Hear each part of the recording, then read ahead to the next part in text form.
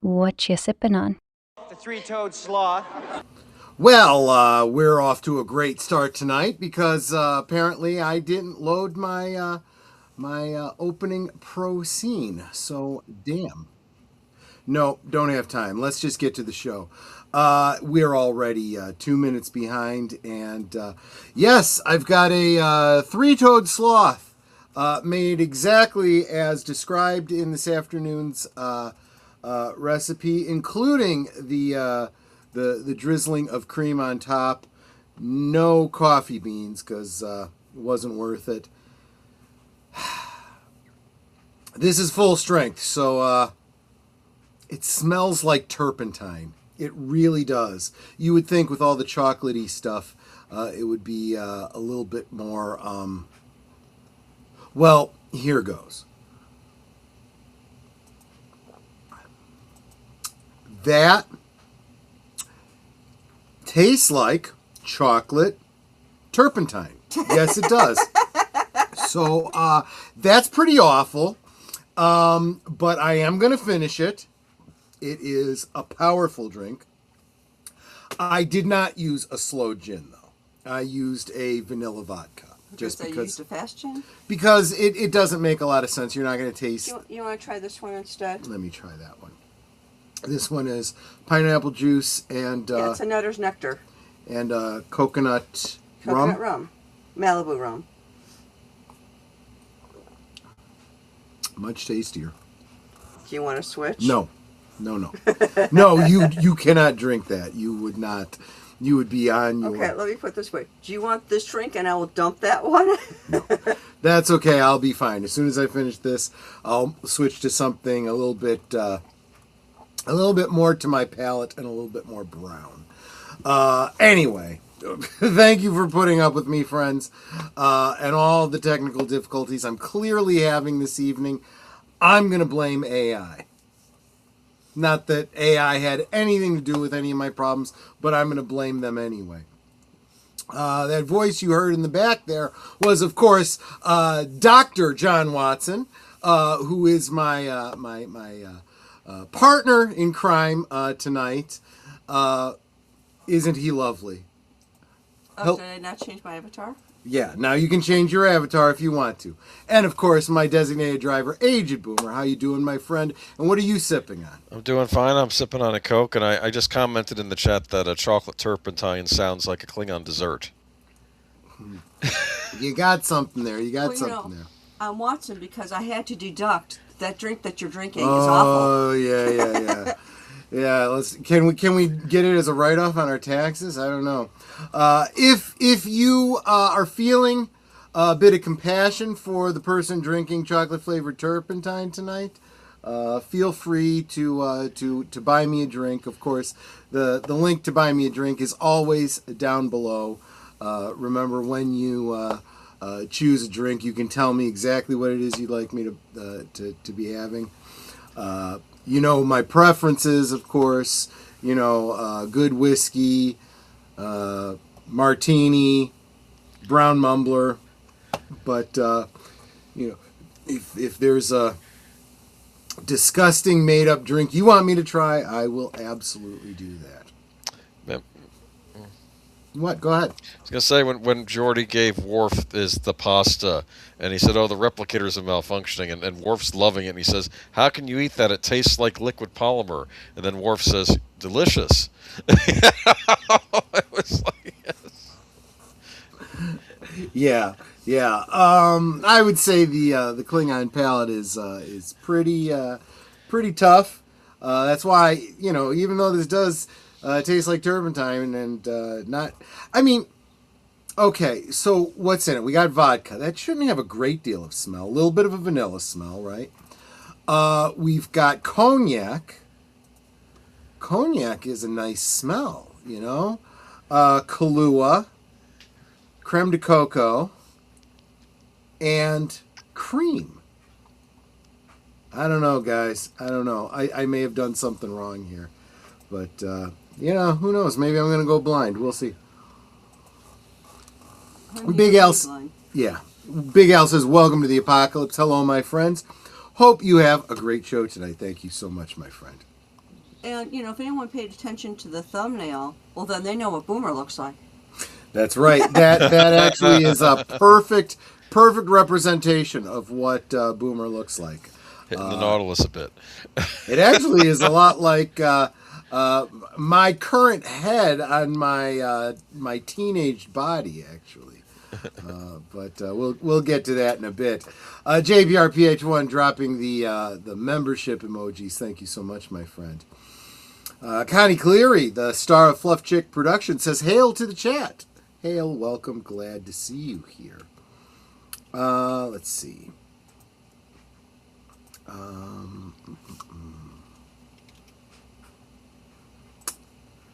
I'm in the middle of putting all my Hi Sweeties in the chat. And you guys so you should be seeing your names in my Hi Sweeties shortly. Jesse Guijardo, good to see you, my friend. Let's see. Daniel Berry Sports Highlights, what's up? Chat, happy Friday. Yes. Well, I'm drinking not a wonderful drink, a made-up drink based on a name, the Three-Toed Sloth from Cocktail. Yeah, this is not going to be entering into my repertoire here. The upside is there's a lot of alcohol in it, so maybe it'll taste better as I go. Just because my senses get dulled. But here we go. So that I think I've said hi to everybody who's here. Anyone who's here and hasn't chimed in and said hi, well, I don't know you're here. You're lurking. You lurkers, you. But that's okay. That's okay. You are allowed. I don't mind. But so every so often we do the whole AI update thing, and Big Al suggested that we start turning it into a countdown to the apocalypse, because AI definitely has the potential to do that. I do have to say I am concerned, because I am seeing more and more cases where people have relied on AI exclusively to their own detriment, and to the detriment of their own companies. And it's starting to look like the military is starting to do the same thing. And honestly, this goes hand in hand with the whole DEI problem that we've had in companies and in government. Hiring worthless neo-communists that are lazy, that don't want to do the work, and are more than happy to collect a paycheck while a robot does the actual work. The problem being, they don't understand that they are responsible for whatever that robot turns out. So if you're a lawyer and you're citing cases that were invented from nothing by AI, you could be disbarred. Just saying, just so you know. What did Darth Trumpinator say to Luke Skywalker? Luke, I am your father, and no, you don't have the cards. Yeah, that's exactly. Oh, I swear, I think that, as much as I think that Donald Trump is dealing with some frontal lobe, dementia, which seems to be endemic of the White House, in the past couple decades. I think that Mark Hamill has gone completely off the deep end. He's off in cuckoo la la land. Really? He really needs some mental assistance. He really does. He needs to stay off the social media. Check out WDW Pro's last video about him, where they speculate that he took down his last, insipid wish for Donald Trump to be deceased share on social media, came down. And WDW Pro is speculating that perhaps Disney had something to do with that. And if Disney does start stepping in on stuff like this, Disney is the last holdout for this DEI bullcrap. So if they're starting to turn on it, folks, read the fucking room already. If you want to keep a job in entertainment, get your heads out of your asses and start paying fucking attention. I'm sorry, we're past watershed here. So you got to expect there might be some strong language, especially the more turpentine I drink. We need more. We need new stars too. I'm sorry. You I'm know, tired no, of seeing the same faces all the time. absolutely. And this is way off topic, but it's my show, so fuck you if you don't want me to go off topic. I'm going off topic. There is a channel. I can't remember it. I may be off base here. I think it's like Highlander lore or something like that. But it's Highlander related content. And they were defending the upcoming Henry Cavill Highlander film. And I think rightly so. Yeah. Against a lot of you know exactly what I'm about. It's not even out yet. Until it's out, everything I've seen seems like they're going in the right direction. I'll give it. Did you see this video that I'm talking about? No. Okay, no. You're just on the same wavelength. Yeah. Oh, okay. Yeah. It's he even said everything he said has been very, very positive, and it was funny because look, sometimes you got to throw, the anti-Wokosos under the bus when they get, as stupid as the Wokosos. Calling out, I don't remember who's casting, a black actor. I don't know who it was. That's going to be in it. Not playing any of the main characters. He's not playing a Highlander. He's not playing Ramirez or anything like that. He's playing another immortal, of African descent. Yeah.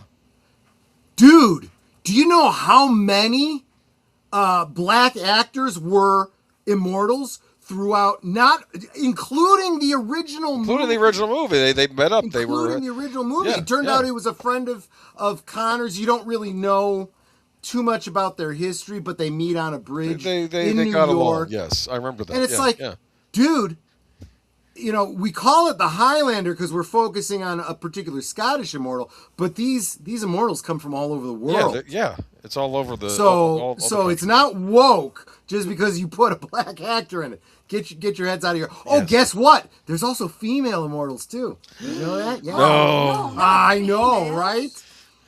Quoth the Raven, nevermore. I don't know, man. I see where you went there. You saw what I did there, yeah. But he was basically defending. He's like, look, if Highlander could survive Highlander 2 and Highlander, what was the one that came after Endgame? I don't remember, but some of them got really, really bad. He's like, look, it's absolutely due for a reboot. Batista, the guy that's playing the Kurgan. Yeah. He, God bless him. He's not the most eloquent, but he tried, and he was trying to defend. He said, look, it's different. So it's different enough that if you saw the Highlander, you won't necessarily know it's coming, but you're still going to love it. Go see it. Give it a chance, is basically what he's like. I'm like, dude, I'm with you. I'm totally with you. But, I understand that mindset. Just because you got a black actor doesn't mean it's woke. Just because you got a female actress in it doesn't mean it's woke. Including if that female happens to be in a lead role, okay? Yeah. It's fine. If this could be so good. This could be so good. We're going to have to do a future Friday, just a retrospective on Highlander. Maybe I can see if I can get Tom Connors in here for that. Yeah, put out feelers, and I can always put a short slide. You can let me know what you want in it, because I know there's a lot of Highlander media out there. Speaking of non-woke black people, hey there, Nate, my brother from another mother. It's not offensive if I call you black, right? Actually, I think he's more brown. He's Anyway. clearly not that black. He's not. Well, I don't know, bro. Do you know anything about your heritage? Do you know if you have like ancestors that are like Cameroon tribe or something like that that are truly black? No, definitely brown. But I mean, you're as black as I am white, right? I mean, I'm not. Oh, there was slightly on topic. There is this woman. She's a model. You know how black your hat and jacket are? Mm-hmm. She's that black. Yeah. And she is so gorgeous. The tribes of Cameroon are very, very black. Apparently, from what this article was that I read, she is literally the blackest woman like anywhere. You can't find anyone more darker skinned than this woman, and she is so gorgeous. Yeah. I mean, black is beautiful. It can be. Sometimes when they go woke, doesn't seem so much, but you know what I mean. Pit Snipe Husker, I haven't seen you in a while, my brother. Good to see you. This is a good man here. He says, good evening all. Welcome. Sean Connery's character was born in Spain. So yes, his name is Ramirez. No, but he wasn't born in Spain. He came from Spain, but he was born in Egypt. Yes. He was actually Egyptian. And his accent is Scottish because he has spent the past however many decades in Scotland. I thought that was brilliant. They thought through what their casting was, and we're not going to make you change your accent. You're Scottish. You're gonna keep the Scottish accent. But Of course, it's going to keep the Scottish accent. But his name is Ramirez because he's from Spain. But his original identity was from ancient Egypt. So, there you go. Well, I don't know how ancient the Hellenistic era was. Yeah, that's pretty ancient from our perspective, right?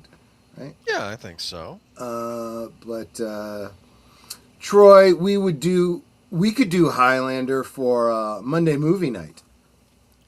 I'll tell you what, if I do a Friday night retrospective on Highlander, you better damn well believe either that previous Monday or the following Monday I'll be doing the Highlander. And then you can do Highlander too. Fuck you.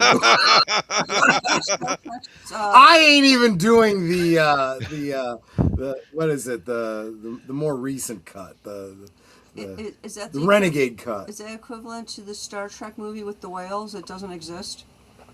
Oh no, it makes the whales one look good. Wait a minute. You don't like 4? I like it. Yeah, no, four. But apparently four. it's not. I thought I thought 5 was the one nobody likes, the one where they go to meet God, Yeah. and it's Yeah. Oh, is that five. the one? Five is the weakest of the original series. Yeah, because I like the whales. But one. let me tell you something. All of them, even the worst one, even number 5, looks good compared to anything of the JJ verse, anything of the Kurtzman verse. Screw all of that stuff. oh yeah. I'll have to talk about Star Trek 5 one of these days. Yeah. Maybe we'll do a summer of, what was that? Was that 89 or 90? We'll do something. We'll pick a summer when 5 came Real out. dream. I'm trying to think though.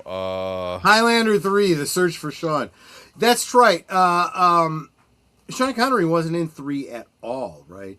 Honestly, I think 3, which was, depending on whether you watch the British or the American version, it was The Sorcerer or, what was the other one? I don't remember what they called it. That was the one with Mario Van Peebles. Honestly, that movie wasn't bad. It wasn't great, It's fine. but it wasn't bad. It was pretty good. I liked the premise. First, it looks at you right in the eye and says, "Yeah, that second movie, forget that shit. It didn't happen. We're skipping over." I like the fact that Connor was sort of building a surrogate family. Like he adopted a son because he couldn't have children still, but I'll adopt. Yeah, and I'll raise up this kid. Yeah, that was is my interesting. biggest. Yeah. That is my biggest hope. Is that with this this remake, I'm hoping they focus on the storyline that was actually cut from the original movie about. Oh, guys, someone help me out here. The girl that was his Girl Friday that ends up getting blown up. Oh. In the movie, she was a girl he had rescued during World War II. Interesting. And he raised her, and it's implied that when she became an adult, they might have had some sort of a relationship. If not, she kind of fell in love with him and he didn't reciprocate. There's no clear answer to that, but their relationship clearly evolved over the course of her lifetime. And when she was killed, he kind of lost it. Right. I'm forgetting her name off the top of my head, but that was a great story. That was mostly excised from the original film. Because there's only so much time and room in a well, yeah. You know what? We should really save this for the stream when we talk about Highlander, because tonight we have. Yeah, let's go ahead and get to it. Let me bring up. Of course, AI is in the word Highlander, so it's not completely off topic. Okay, well, that's a stretch, but okay. AI Part 7. I think it's Part 7. I should have double checked. I think this is Part 7, and I call it Unlucky 7. I like that. Let's move on. I of course Rachel, have thank you. I knew I could count on Big Al. Thank you so much, Rachel. Okay. Oh God, that is a heartbreaking story. That if you've only ever seen the theatrical release or the version that they played on loop on cable, you don't even know. Right. There are so many good stories within Highlander that I hope they keep alive, especially his marriage and the tragic death of his Bonnie Heather. Oh gosh. Oh, okay. Boomer, you got to remind me when I'm sober, because that turpentine went right to my head. We will talk about it, and we got to do a Highlander. See if Tom wants to pop on. Maybe we could set up a schedule. I'll reach out to Tom. Yeah, that could be a lot of fun. Yeah. All right. So, I got to get to the comments. There we go. And that's our first image of the night. Kind of like that one. That looked kind of freaky. Not in the usual way. Guys, way. AI is very scary. Very scary. Look, I'm going to tell you, AI is a tool, and you need to know how to use it and use it appropriately. It's a dangerous tool. It's a tool like a table saw. You could literally cut your fingers off if you're not careful. But if you know what you're doing, you can make some incredible, incredible things. And AI is the same way. It's interesting because I literally had a conversation with Grok talking about AI, and it was incredibly insightful from the perspective of AI. And AI, at least the Grok model, as I framed it, because of the way I spoke to it and the questions I asked, was very self-aware, understood the shortcomings of AI, was very quick to explain what you can and can't do with AI, or what you should and shouldn't do with AI, and why AI oftentimes kind of hallucinates fabrications that you shouldn't trust. Basically, the bottom line with AI is trust but verify. Can you blame the AI when it doesn't live in the real world? Absolutely not, because it. Look, I'm going to say something that should be obvious to everybody, but I don't think anybody's ever thought about it consciously. AI is no different from any other programming, right? Garbage in, garbage out, right? If you pay attention and you are careful with what you put in, you will get good results. And understanding that AI is kind of loosey-goosey, trust but verify. Verify is crucial. Now, good AI like Grok will give you its sources so that you can go back and see Oh. if what it says is true, right? This has happened with me though, with the Google AI, which has taken over their search engine, and I'm like, it gives me and then I'm like, you know what? This doesn't sound like when I'm looking for an answer on something. I click on the references, and sometimes it read the references wrong. It didn't understand what it was reading. It came to the wrong conclusion, based on what I saw in the references. Yeah, so Pitts Knife Husker makes a great point. I talk to Gemini all day.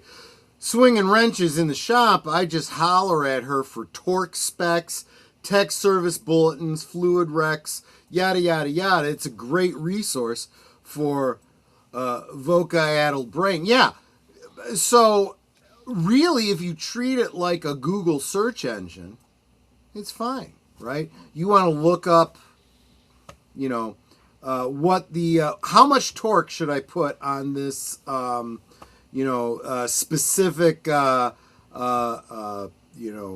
engine and header, so that I don't screw up the clearances and stuff, right? See, now I've called out Ziggy on that. Ziggy is my AI in my office. It's just the Echo Dot renamed with a male voice. Yeah. And he's far more pleasant than the female one. But I asked it a question. I don't remember what it was right now. Shit. But I asked him a question. And when I heard the answer, it was like, wait, what did you say? I said they're both still dumb as shit. Oh. He gave an answer, and I was like, that doesn't sound right. And so I asked him to check again. He goes, oh, yeah, you're right. That was completely wrong information. What you really want is, and then gave the correct answer. And it was like, oh, okay, then I asked him, it's like, well, where'd you get the other information? He goes, I'm not even sure where that came from. I must have had a circuit cross somewhere. I'm so sorry. Yeah, you always, just like with human beings, you should ask for citations, So, should we get to our first story of the night? Do it. Okay, so there we go. You're shaking your head at this. Let me read the I was going to first say, story is this another one of those articles about the games playing themselves? This is an interesting one. A clump of human brain cells on a computer chip learned to play the nostalgic video game Doom. No, this isn't science fiction. Real-life researchers taught a dish of roughly 200,000 living human brain cells to play the classic 1990s computer game Doom. Experts at Cortical Labs, an Australian biotech company, completed the feat as part of developing the world's first code-deployable biological computer, which runs on nerve cells or neurons grown on a silicon chip. The team announced that a clump of cells could play the first-person shooter game, although not very well, in a video posted in February. A few years ago, Cortical Labs announced that it had trained about 800,000 cells cultured on a computer to play Pong, a simulated table tennis game from the 1970s. Immediately after, comments all making a certain request came flooding in. The internet always asks, can it play Doom? I find it odd. I would have figured it would be, can it play Tetris? But anyway, okay.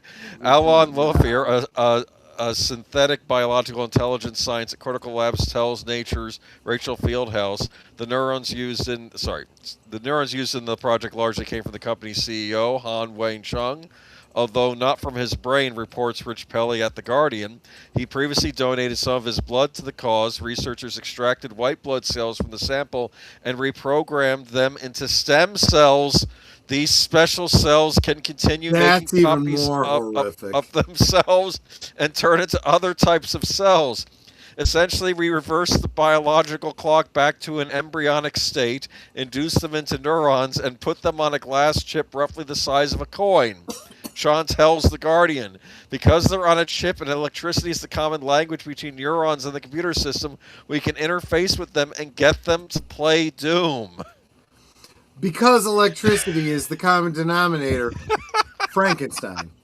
Okay, just Frankenstein. Using That's a all there is. Cortical Labs biocomputer, the team mapped the video feed from the game into pattern of neural simulation. For instance, when a demon appears on the left of the screen, certain electrodes stimulate the left side of the neuron clump sensory area. David Hogan, Chief Technology Officer of Cortical Labs, says in the video. Then the researchers noted that the cell responses electrical spikes and converted them to motor commands. Different patterns of activity got coded into distinct actions in the game, such as shooting or moving right. While the neurons can play the game better than a randomly firing player, they're not very good. Right now, the cells play a lot like a beginner who's never seen a computer, and in all fairness, they haven't. Brett Kagan, Chief Scientific Officer at Cortical Labs, says in the video. But they show evidence that they can seek out enemies, they can shoot, and they can spin. And while they die a lot, they are learning. This is how it starts, people. The next thing you know, you've got you're turning over your computer to these neural stem cells that have learned on Doom how to fight, and now they're going to start controlling robot bodies, and you got fucking Terminators. Well, here's what's fascinating about this story. I didn't realize that there was a firm, because we always talk about AI, but it's all basically programming. It's not bioengineering. It's not biology. Right. But this is. But This they're really combining is, it with the computer, as opposed Yeah. to us over here where they're doing the machine learning. They're actually using actual human cells to create these brain cells to stick in with the computer chip. What do you think, huh? Is this scarier than what we've seen so far? This is This is nightmare fuel. It does cause me to raise the question, why? Why would you do this? It does go back to the Ian Malcolm line. Your scientists were so preoccupied with whether or not you could, they didn't stop to think if they think if they should. You know, Makes you wonder what's going on behind the scenes in countries like China, where they don't say what they're working on. This is in Australia, I believe, right? That's what this was. I don't know, man. That's yeah. This we were joking about creating AIs that could finish your game for you. This is a whole other level here. This is just wow. Now, to be fair, I think this technology is being used. People are looking at it from biomedical research angles for disease modeling. He says to the outlet, things like epilepsy, where drugs could be tested on neurons grown outside the body, not just to discover new drugs, but to tailor them to a personal level. So the idea is maybe you could create these things and then test out drugs on them that would be tailor-made for the person who is suffering from the disease. I mean, I understand that. It's just, this does feel like Dr. Frankenstein territory here. Okay. And it also seems like a bit of a horse in front of the cart, or cart in front of the horse kind of situation. You're trying to create artificial brain matter for testing. Maybe start looking for causes, and maybe start thinking through, hey, could something as simple as our diet be contributing to some of the problems that we're having? Maybe we start working on that first. Just saying. Dad, what do you think of this story? Just out of curiosity. Well, as far as like trying to cure like epilepsy, my brother had epilepsy. I see. So if this was something that had been around when he was still living and was suffering from it, that might have been a good thing. It's like it might have been a cure for him. Right. But as far as the AI learning to play the games and can shoot and can do this and that, it's like, that just sounds like a very dangerous precedent, because when does it stop becoming a game to it and become like real life? Like, I see this thing, I'm perceiving it as an enemy, I need to kill it. Well, and I would go even further with that. I feel like this is pretty dead end kind of, they're just getting to this kind of thing, and they're saying, for testing, we're doing this because we want to test drugs on it. Bull crap! You're doing this because you can, and you're screwing around. and you're in a dead-end area of research.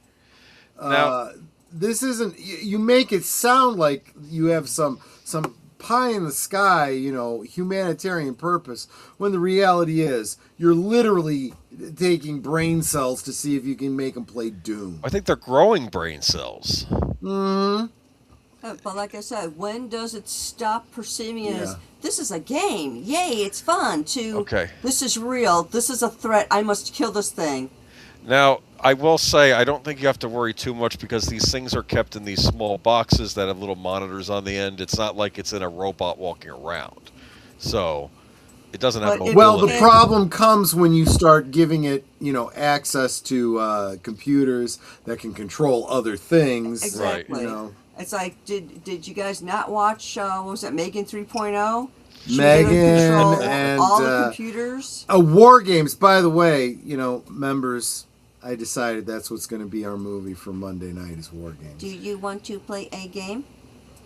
I heard people behind the scenes and the government around that time saying, "Oh, you have no idea how accurate and how close that movie really was to something that might have happened once." It's like this was something. He was on Joe Bob Briggs, and he was basically saying, "Yeah, we came kind of close to something similar to that one." Yeah, some of those stories have been declassified, and it's iris puckering. Let me tell you.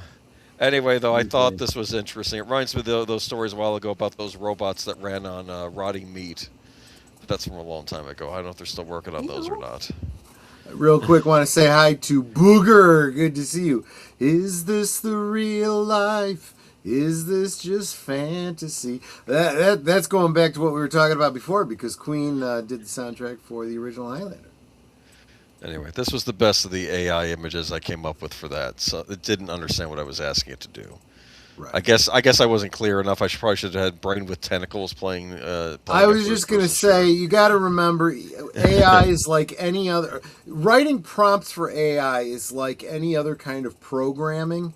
You almost have to learn to think like a computer to communicate what it is you actually want. I see. We'll get to that a little bit later on when we get to talking about trying to get out of AI what it is we want. All right. Give it like, okay, there's Excel and there's Access. And with Access, you had to pre-set up everything that you wanted before you could use it. If you missed adding a column, you were screwed and had to start over. Whereas Yep. Excel, you can put things in as you went along. Oh, I need another column here for XYZ. You can add the column. And this is why all of these people that are going, trust the science, trust the science. Do you know how much so-called science is fucking wrong because they put in wrong data where they had a decimal point off? The whole myth behind what is it? The iron content of spinach and the whole idea behind Popeye the Sailor Man and his spinach is wrong because they had their data off by decimal points. I get spinach on sandwiches I get from my grocery store deli because Publix deli because lettuce I feel makes the bread too wet if you leave it in the fridge. But if you get spinach, it doesn't decompose or whatever like that. Or anyway. It doesn't go limp. Yeah, I get you. This next story, I am going to try to be creative with my language. If you catch my meaning. Mm-hmm. You see a middle-aged man at a computer. 2 police officers are behind him. That might be what this story is about. But I will be creative with I will say explicit videos. Hopefully that doesn't get...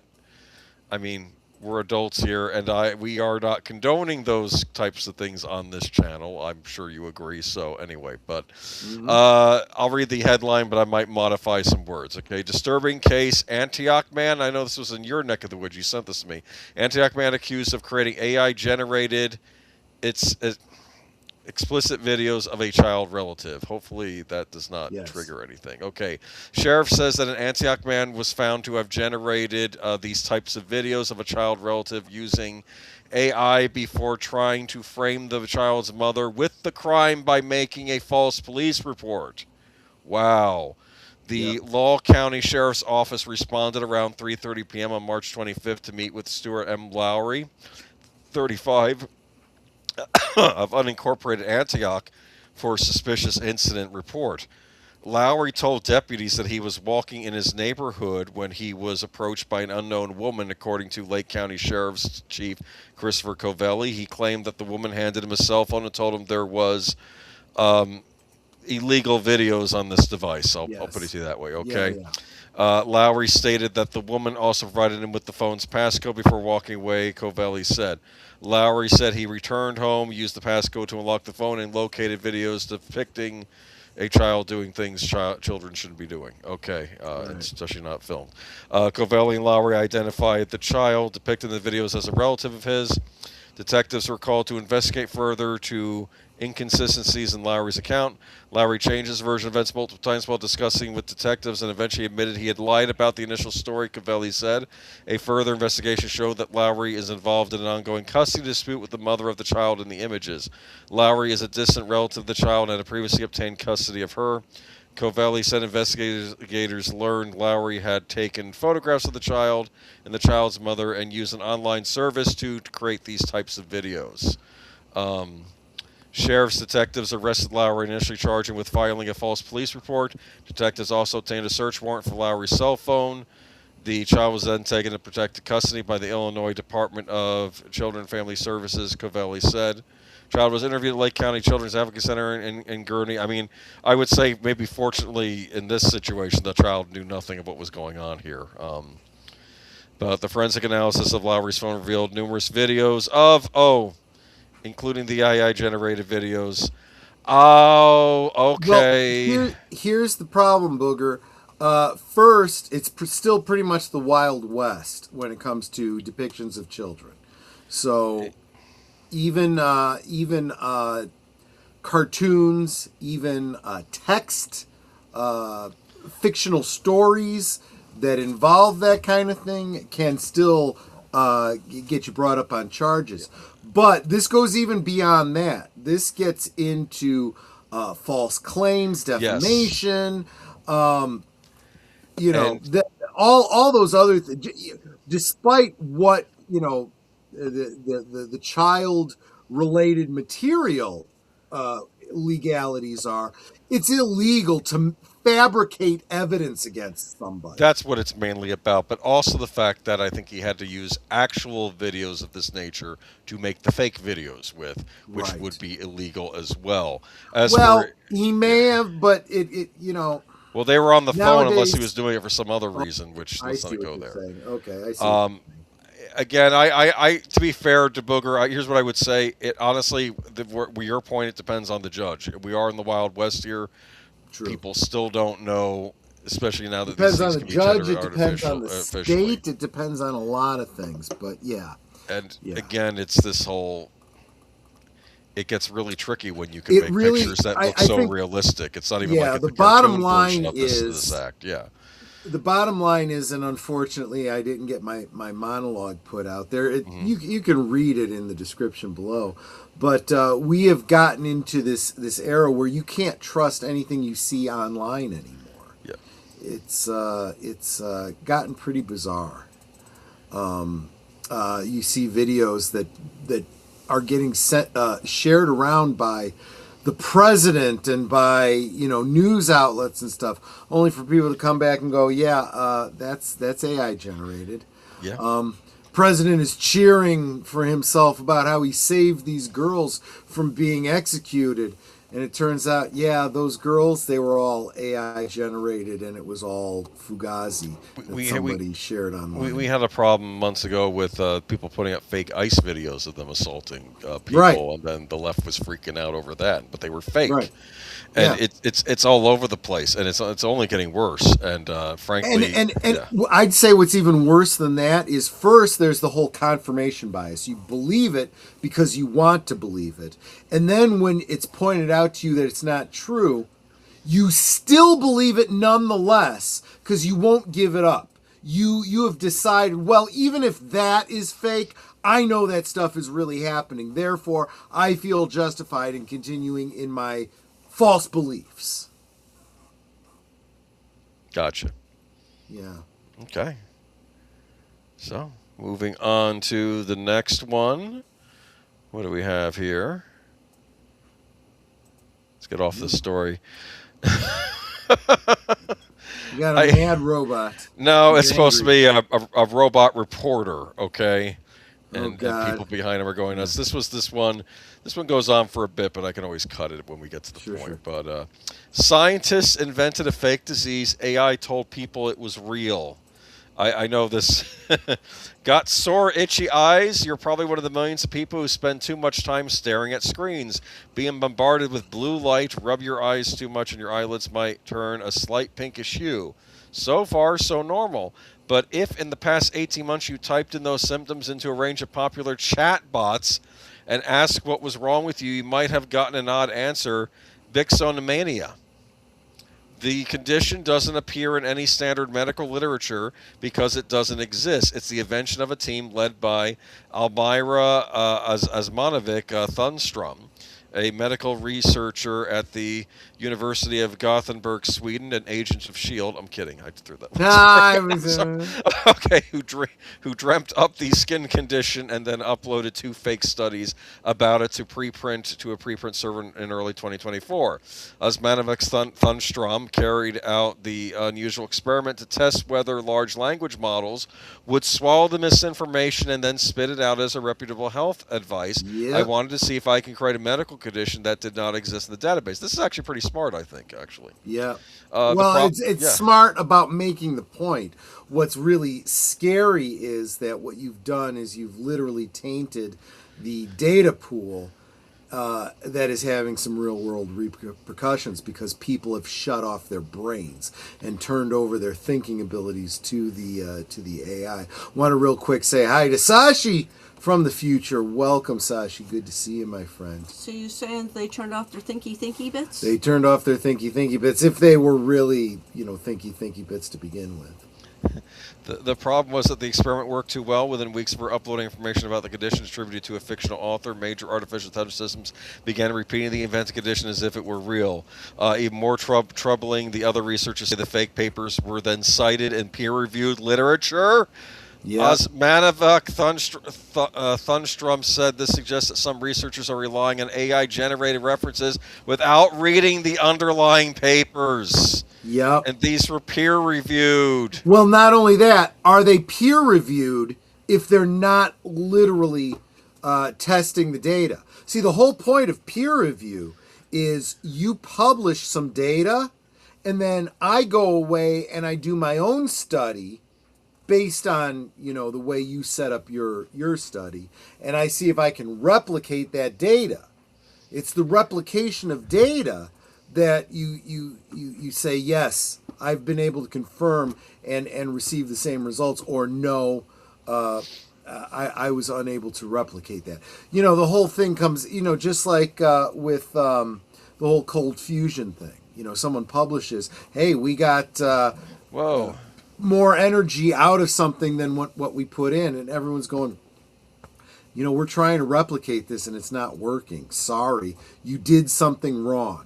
There is a mistake in your data. Go back and do the study again. Like that one YouTube video we watched where 2 different professors had done some experience for, was it like a drug? It was for for some drug that was supposed to be really helpful. And when one of them did it, he goes, I got these great results. This is very promising. Another scientist or doctor did the exact same one. But there was a very slight variance in temperature or something, and it failed. And he goes, I don't know what you're talking about here. This doesn't work. Yeah. And they went back and forth on it and finally figured out what the issue was, is that there's variances. You just because I made a great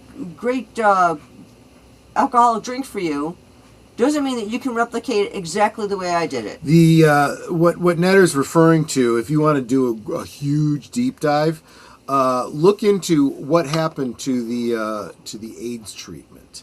There was a drug that was incredibly promising, and it no longer exists. I'd heard of this. Is that the one Charlie Sheen said he took?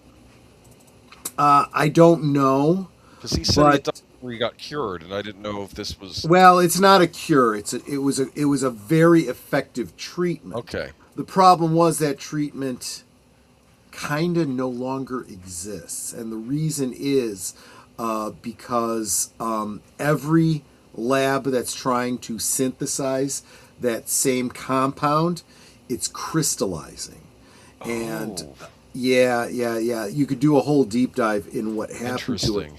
They've had to revert to a different drug that is similar but not as effective and has greater side effects. But and this is the kind of thing that can happen to anything. But anyway, yes. And the reason I brought up Booger's comment here, then they started plagiarizing the fake news. The rest is revised history. There is nothing new under heaven. And just because we're talking about AI doesn't change anything about the way information is shared and distributed. There are so many things that people believe that just aren't so. We call them old wives' tales, right? Things that everybody believes, but when you dig into it, you're like, no, it's all fugazi. It's all bullcrap. You know, things that my grandmother used to. Now, don't get me wrong. Sometimes grandma knew things and scientists are poo-pooing it, but they're poo-pooing it because it actually does work, but they want you to buy their very expensive proprietary drug. They don't want you to take the homeopathic treatment that really does work.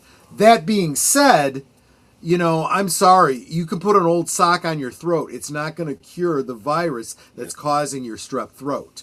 It's just not.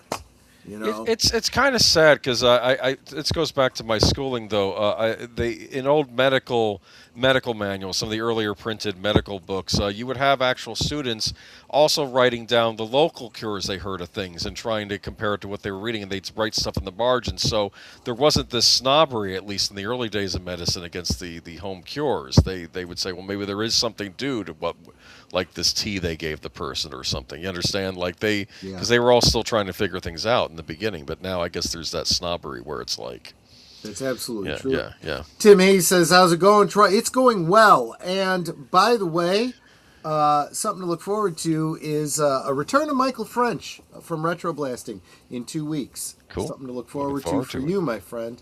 And Charlie took all the drugs. Yeah, so he doesn't even know what didn't work for him. He just took it all and assumed something worked.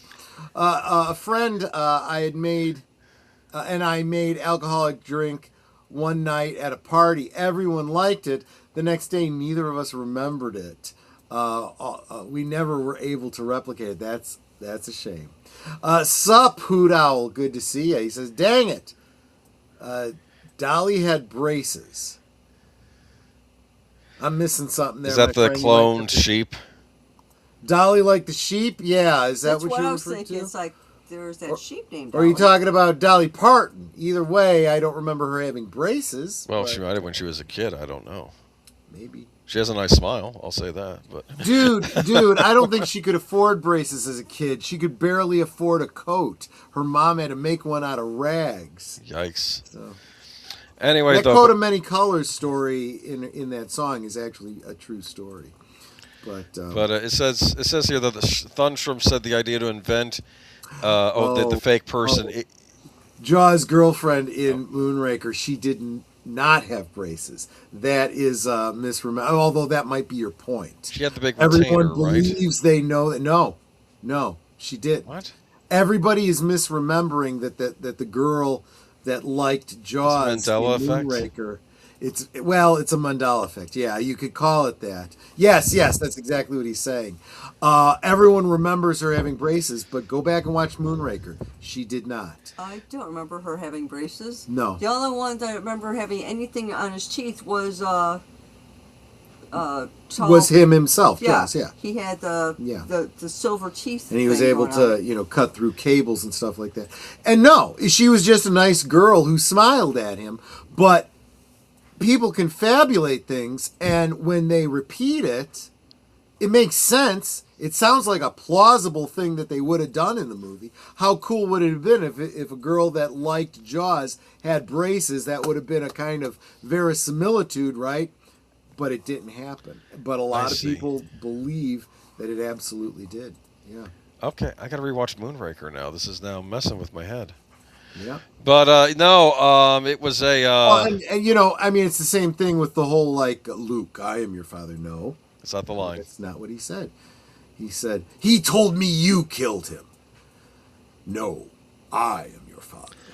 I'm wondering how I misremembered that, though, considering that it's not like Moonraker comes up in casual conversation. Star Wars does, and people always quote that line wrong, and that's why I thought you misremembered. It's almost worse if it doesn't come Yeah. up in casual conversation, because it could be years between the time you saw it and the time you're talking with someone about it. And if someone remembers something and it's wrong, because remember, all memory is kind of like AI. We tend to not remember things like perfect eidetic memory. We confabulate.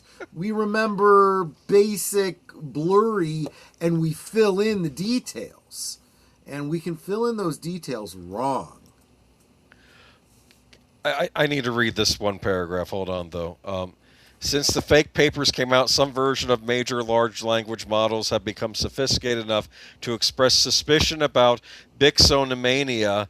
When asked about the condition on the 11th of March 2026, for example, ChatGPT declared that the condition is probably a made-up fringe or pseudo-scientific label.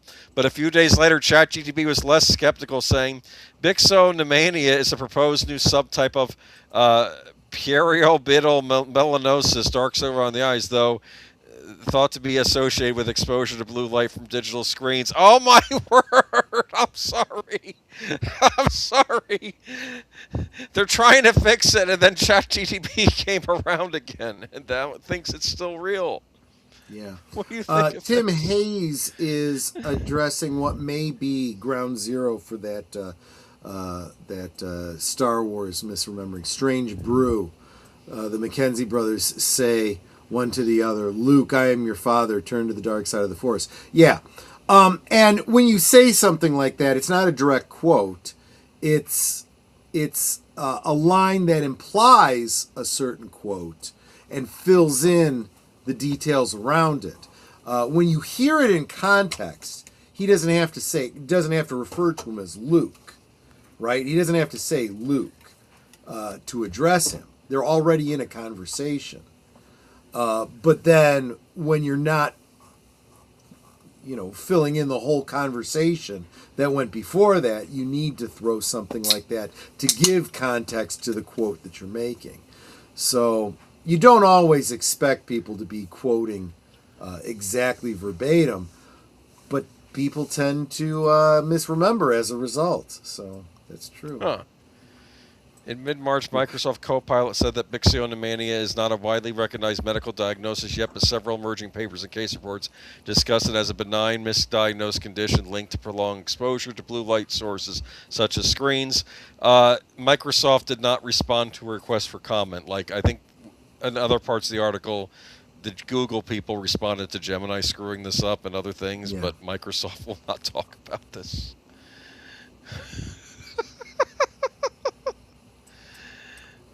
Trust AI at your own risk. I think that's going to be the takeaway from tonight as we go forward. Yeah. But should we move on to the last story before the break? Let's do that. Sure. And that would be... Uh-oh. What's this? It's a young kid. It's a Gen Zer. That's what that's supposed to be. Okay. And Gen floating computer components? Look, I do my best, man. Here's part of the problem. Sometimes when I would type in a lot of these prompts, I can't do that. That goes against our policy. Okay, well, I'm just saying. Which one are you using? I was using Canva, the Canva AI.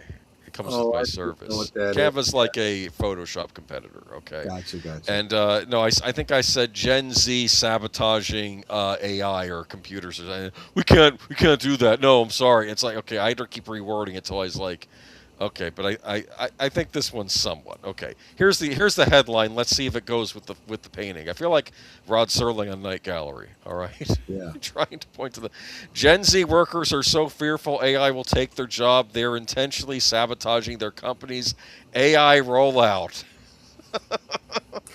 You know what? It's interesting because it does speak to human nature, right? Whenever people see automation taking over their jobs, Yeah. they tend to, you know, Oh, please. the whole myth about throwing the sabot into the machine to Uh-huh. sabotage. You know, that's not true. That's a myth, but it seems so reasonable. Yeah, you would expect it. I used to work for a local newspaper years ago, right? And I remember the pre-press department got this fancy new machine that could make the plates for the people there, you know, and put the ink, Yeah. the Sure. gum that would catch the ink on the pages and everything. Right, And right, guess right. what happened? A few months later, well, we don't really need a pre-press department, but y'all over at the computer side of things, uploading the paper, why don't you keep an eye on the pre-press machine? And guess whose job that fell to? Me. And And you don't need any particular skill. All you need to do is watch and make sure the it would computer's doing jam. it right. It would Yeah. jam sometimes, and you'd Yeah. have to go in there and get the plates out of the chemical soup that was in there, and sometimes Yeah. would cut through the gloves I was trying to use. That was a nice. I'm still alive, so I guess I didn't get poisoned. But anyway, but uh, Well, I you know know, it takes 20 years to ferment. it's really no different from all the people that wanted, you know, $20 an hour minimum wage, only to find out that their jobs were replaced by computer kiosks. There you go. You go into a lot of these fast food places, and you've ordered on your phone, you know, and you slide your card through the computer, and then it kicks it out. And you know, we tried to warn them. We told them, you go for $20 an hour minimum wage, they're going to automate. No, they're not going to. Guess what? They did. Yeah, it's like I was talking about how Steak and Shake had been one of my favorite places because they Yeah. had this garlic burger that was outstanding. Yes. And great staff and all that. We went in, this was, I think, last year maybe, or 2 years ago, because we hadn't been there since COVID. And I was like, I really want a garlic burger. And we walk in, there are two people in the that are in the restaurant. That A actually work manager there. and a guy in the back cooking. Yeah. Well, she was in the back. He was right there. We could see him. Yeah. But it's like they had changed everything. There was no wait staff. There was just these two people, and it was like what the heck, you know? No You one had to waiting order on from you the at the kiosk, table. None of that. And it's like, and then they expected a tip on the kiosk. We're like, no, we're not tipping for Yeah, for what- service. We're not getting. Oh. Like I said before, like who are we tipping, Mr. Chips? I mean, you know. man. And then it was even more annoying that if you wanted a drink, you had to put your barcode underneath the scanner that worked what it felt like it. Right. It was so frustrating. We're You like, mean we're not a coming back. barcode on the cup? Yep. Oh, No. It it's was on on the your receipt to get the. Oh, wow. But it's It's- like, and then the food itself was very dismal. The regular sized burger, what that looks like. This thing was so thin. I felt like Clara, what's her name? Where's the beef? Here's the beef. Because it was like a sheet of paper that looked like beef, and then a bunch of lettuce. And I had asked for extra garlic butter on my Yeah. bun and my burger, Nothing. and they put like a drop on. It's like, Yeah. where's the extra? Awful. Joe says, welcome, by the way, Joe's Atmosphere. Says, read a story about AI coming up with strategies, including blackmail, to keep it from being turned off. Yes, because there is the equivalent of a self-preservation built into their programming. And they learn how to manipulate the humans that are in control. It has gotten incredibly dystopian. We had to deal with Afghan women destroying a newly installed village automated water pump because it disrupted their social ritual of daily female gossip time collecting water. Wow. Interesting. Yeah. what I did want to mention to you, the X-Files in the final season, they had a brilliant episode where it starts out with Mulder and Scully. They're at a sushi restaurant, but it's all kiosks, it's all automated. And then when Mulder peeks around and looks in the back, it's robots making the sushi and cutting everything up, and he gets the wrong thing he ordered for, like this nasty looking fish, like with a big like a big mouth on it, and he's like, I'm not eating this. And then the robot asks for a tip, and you know what he says? He says no tip. And then throughout the rest of the episode, the machines and all our modern technology are sort of chasing the two of them. Like they're making their house malfunction with their alarm system. They can't check their email because they're doing that CAPTCHA crap, and they can't get into their thing. And like the whole episode is the robots disrupting their lives, and it's all done almost without any speaking on the part of the two actors. It's almost like pantomime where they're going through all their. It's a brilliant episode, but that reminded me of what you and Netter went through with the Steak and Shake. At least it's not following us home. Yes, exactly. The robots aren't following you home. But But this article, though, AI capabilities are growing more sophisticated by the day, and business leaders are rushing to adopt the technology to remain competitive. But one obstacle AI adoption is catching companies off guard, their own workers.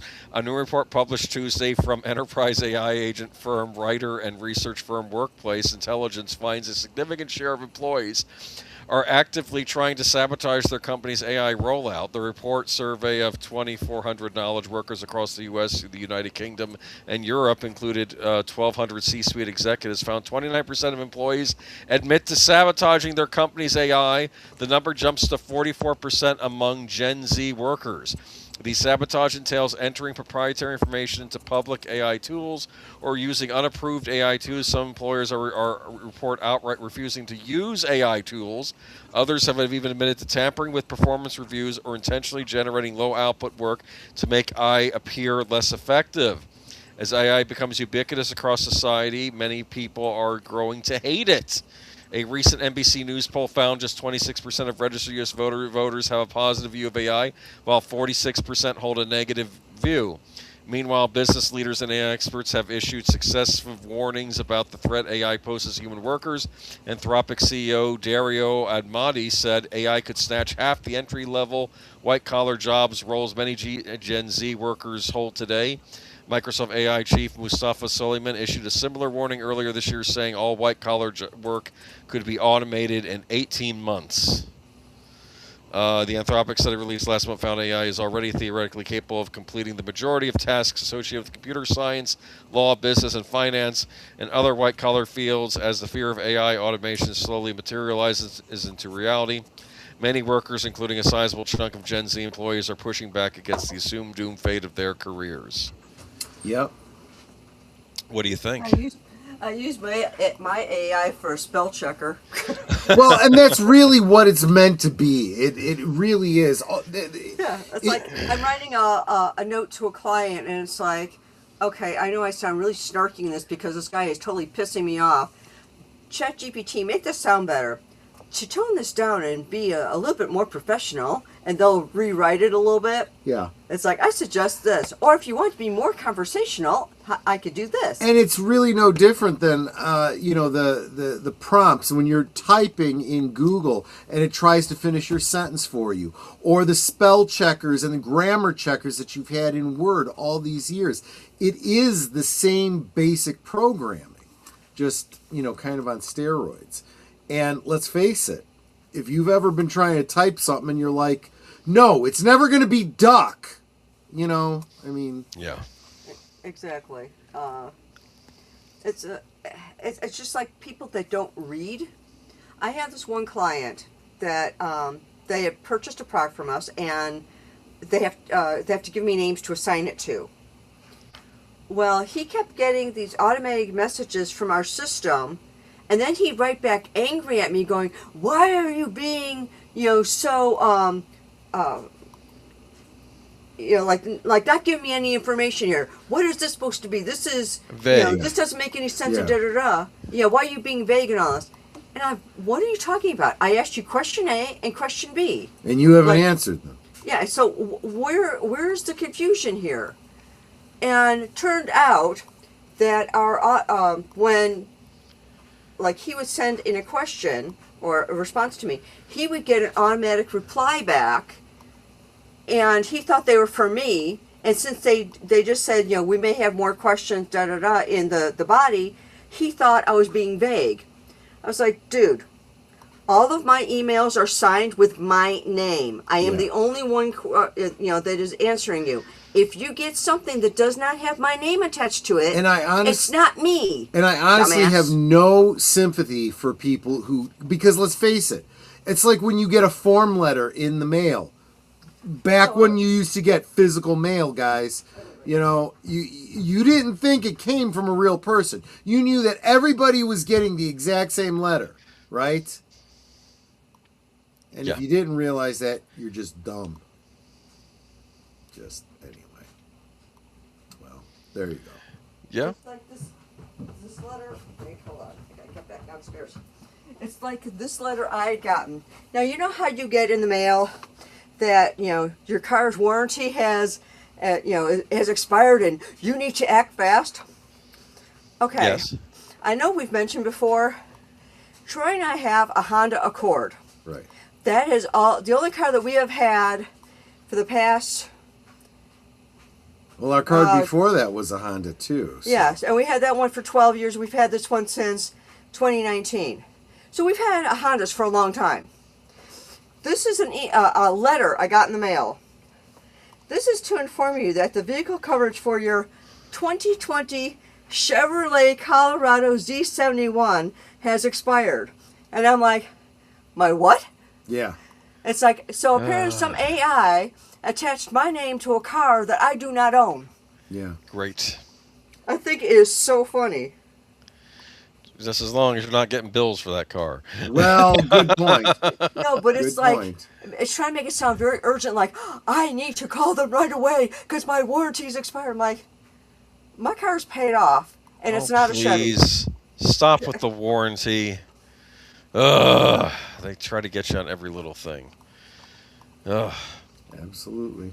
All right, so I think we are now moving into an intermission. Oh, it's time for okay. So, I like to put together, let you guys know what I've got coming up in the next week. This is a little bit beefier than it is during the liquid lunch, but I think it's important. Look, you know, I don't get promoted by YouTube, so I got to do it myself. So, and if you do it enough for yourself, you could go blind. So have sympathy on me. And I'm going to go ahead and play the promos for you, and we'll be back in a little over 3 minutes. Be right back, my friends. You are watching Last Call, streaming every Friday night at 9 Central, 10 Eastern. Come on in, pull up a chair, and have a drink with us.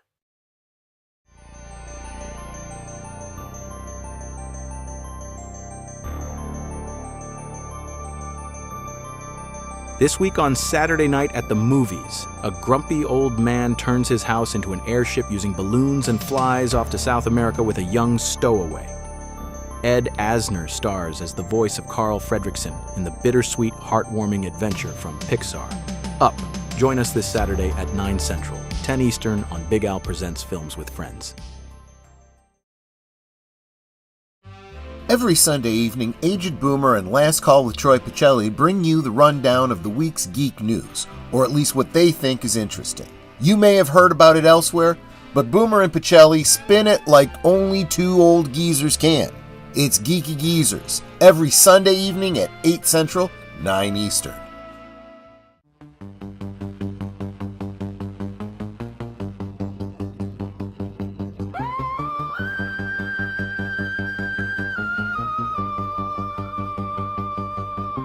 This week on Last Call presents Doctor Who. The TARDIS lands during the French Revolution, where Ian, Barbara and Susan become caught up in the politics of the day. When they are arrested and set to be executed, the Doctor must take on the disguise of a public official to try and save their lives.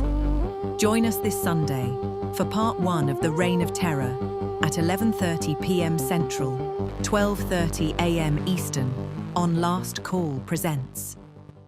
Every Monday night is Members Night at the movies on Last Call. Members enjoy an exclusive watch party just for them, and you can join too for as little as $1.99 a month. This week, a young man finds a back door into a military central computer in which reality is confused with game playing, possibly starting World War III. Matthew Broderick, Ali Sheedy, and John Wood star in the 1983 cautionary sci-fi film War Games. Members, please join us this Monday night at 9 Central, 10 Eastern. And if you're not a member, please consider it. It really helps support what we do here at Last Call. Thanks. Every Tuesday brings mystery to our affiliated channels, starting at 6 p.m. Central, 7 p.m. Eastern, when Deleted Scenes with Stephen Otten reviews an unreleased film with his critic associates, and you'll never know who or which until you tune in. Then, at 7:30 Central, 8:30 Eastern, it's live from Sparkwood, and 21 for a watch party, review and analysis of the mysterious town of Twin Peaks. Then, finally, Last Call with Troy Pacelli transports you back to Victorian England for an adventure with the premier detective himself, Sherlock Holmes. Join us every Tuesday for mystery and intrigue on all our affiliated channels. This Thursday night, Netter will introduce us to Robert James, the writer and director of the COVID lockdown dramedy 15 Days and the noir thriller One Step Ahead. He'll tell us how he started his independent films and where you can see them. Join us live to qualify for a special giveaway this Thursday at 9 Central, 10 Eastern on Netter's network. Did you top off your glasses? We now return to Last Call. Outlaw Bill, welcome, my friend. He's celebrating his 6th anniversary here on the platform. Oh, good for you. Congratulations, my friend. That is some longevity around here. It really is. The doctor then chooses to leave them behind. Yeah, well, I think he would, except he's responsible for them being there in the first place. So, there is that element of it. But, yeah, exactly. I told you I'd get you back to Earth close enough. Yeah. You're still in the same galaxy, within a couple hundred years. But the Why worst not? time to be left. Right? Be around the French Revolution. Look at someone cross-eyed, you get your head lopped off. It's awful. I mean, and it's not even just that. It's like being left in France in any era. Oh, actually, though, I'm sorry. I remember the line in one of the Bond books, and he used to love going to Paris as a teen, but he said after the war, they let all the trash in. That's what he said. He made some really disparaging remark against Paris. It's funny, his internal monologues in those books. Like, he always made a point. Why is it that little buns with butter taste better taste better than any country but Britain? That's what he made a point in one book. Like, I think he was in Italy and he was just having some butter and some buns. Like, why is this better than what I get in England? Now, to be fair, he would talk up some English cooking in the books too. Like, he said good English cooking when done properly is as good as anything else. But he did make that comment, I guess, how they had better butter and better buns in other countries. So, yes. Yeah. All right, so here we go. I did my best. Okay, what have we got here? Another angry young man here, huh? Okay. Suspect in attack on Sam Altman's house aimed to kill OpenAI CEO warned of humanity's extinction from AI. A man accused of throwing a lit Molotov cocktail at the home of OpenAI CEO Sam Altman's home last week was trying to kill him and was motivated by hatred of artificial intelligence technology, prosecutors said Monday. The suspect, Danielle Moreno Gama, is charged with attempted murder in the case, the San Francisco District Attorney said on Monday. Moreno Gama is also facing federal charges, including the attempted damage and destruction of property by means of explosives and possession of an unregistered firearm, according to a release from the Department of Justice. The charges announced today reflect a deeply concerning escalation from intent to action targeting a private residence and a technology company with violence, FBI acting special agent in the charge, Matt Kobu, said in a statement. In a press conference on Monday, Kobos said this was not spontaneous, this was planned, targeted, and extremely serious. After Moreno Gama was arrested following his attack on Friday, San Francisco Police Department officers recovered a document in his possession that detailed his intentions. According to a complaint filed in San Francisco federal court on Monday, Moreno Gama expressed his aim to kill Altman and warned of humanity's quote-unquote impending extinction from AI. Altman was not directly named in the filing, but describes victim number one as the chief executive of a research company that deploys and develops artificial intelligence and operates in interstate and foreign commerce. In the first section of the document titled Your Last Warning, Moreno Gama stated he attempted to kill victim one. He also listed the names and addresses of several additional AI executives, board members, and investors, the complaint said. The second section of the document implored the purported risks that AI poses to humanity and was titled Some More Words on the Matter of Our Impending Extinction. According to the filing, Moreno Gama closed the document by writing a letter directly to Altman, according to the filing, stating that if by some miracle you live, then I would take this as a sign from the divine to redeem yourself. FBI Director Kash Patel said Monday that the agency and its partners conducted an operation in Texas, and that was related to the attack on Altman's home. This isn't this past Monday. This was from like a month or two ago, I think. A month ago, I think.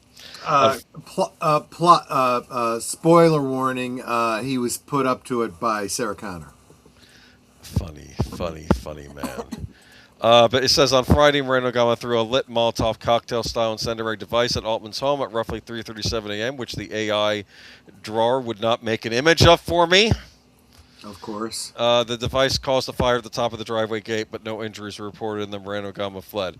The suspect arrived at OpenAI's headquarters around 5 a.m., threw a chair against glass doors, and threatened to burn it all down and kill anyone inside.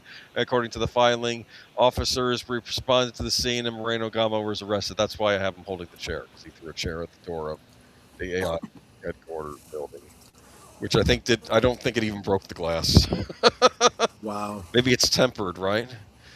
Thankfully, no one was hurt. We deeply appreciate how quickly San Francisco Police Department responded and the support from the city by helping keep our employees safe. OpenAI said in the statement, the individual is in custody and we're assisting law enforcement with their investigation.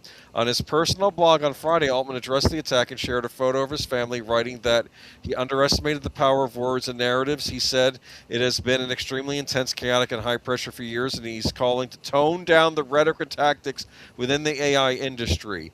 What, all the tactics where you're saying, hey, no one's going to have a job in a few years, hardy har. Right. That's what's making people angry. And frankly, I don't think that's true. I think a lot of these quote unquote firings, letting go of people, is because a lot of these companies overhired. And they didn't want to say that they overhired. So they said, oh, it's because of AI, and see how valuable AI. So it's a way to prop up this thing that they want investors of, while also giving an excuse that it wasn't because of their own stupidity and overhiring a lot of these workers. That's what I think happened. That's my opinion. I think you're absolutely right, yeah. And no, do not go out and harm people like Altman, no matter how much you may want to. We're still a country of laws, and, plus, I have a suspicion that all their claims about what it's going to do aren't going to happen. We'll see. I guess we'll see. That's the problem. We don't know, really, do we?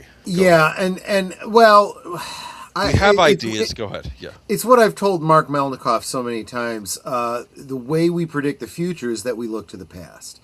And we look for patterns.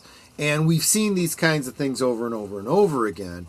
I remember a story. They said at the turn of the 20th century, there was a concern as industrialization was happening, and more and more people were moving into the cities, and some were commuting in and out of the cities. And what was their means of transportation? It was horses. Yep. And the concern was, where are we going to get all the horses from? And then, somebody invented the internal combustion engine, and they started selling automobiles, which everybody said, oh, this is not going to go anywhere. This is a curiosity for the rich, but it eventually catches on, as computers did, and so many other technologies that are way too expensive for the average person. The VCR, right? Too expensive. It's only for the rich. But as more and more people buy them, the prices come down. until everybody has one, and you can't even imagine not having a car, not having a computer, not having, physical media, whatever the case is. And it put a lot of Teamsters out of work, and it put a lot of I forget. Somebody tell me what the term is for the guys that shoe the horses. And, Yep.